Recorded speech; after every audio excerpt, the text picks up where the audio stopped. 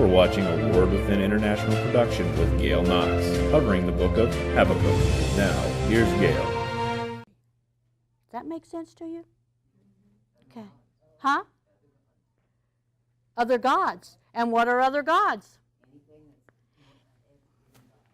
Anything that's more important to you than our Father in heaven is an idol. Anything that comes between you and God is an idol, okay? And so that is what you have to give up in order to enter into the kingdom of God. That's what that story that Jesus is telling us is all about. And it can be, I had a woman that I was counseling for a period of time whose daughter was killed by a drunk driver. And her ex-husband had allowed the daughter to go with this drunk driver. And they had a wreck, and the daughter was killed.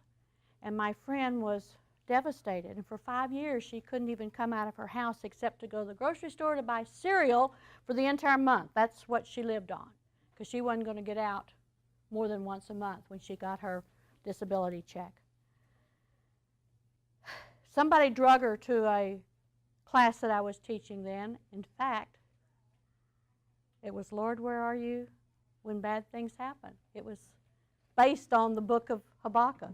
Totally different approach from what we're taking in here, but based on this same book in the Bible. And she was telling me that I told God that He could do anything to me, but don't touch my children. Now, what was she doing when she told God that? She was putting those children above God, that they were more important to her than God was. And she couldn't.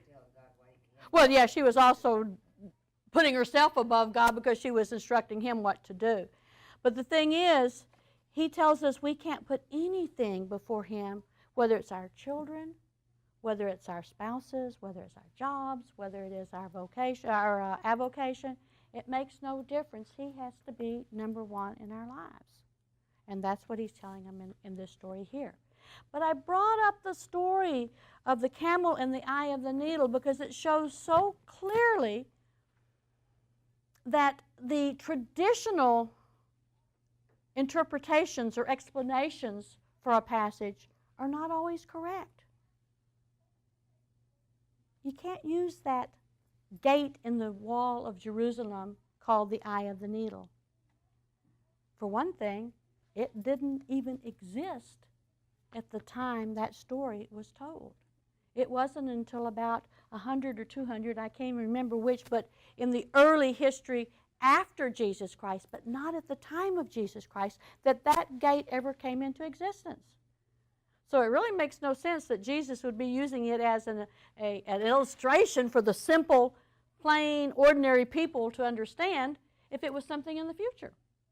So it's just totally impossible that that would be the right answer, but that is the one that most of us have lived with.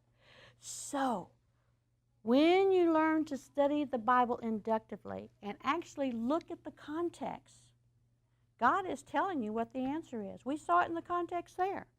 Jesus said exactly what was going on.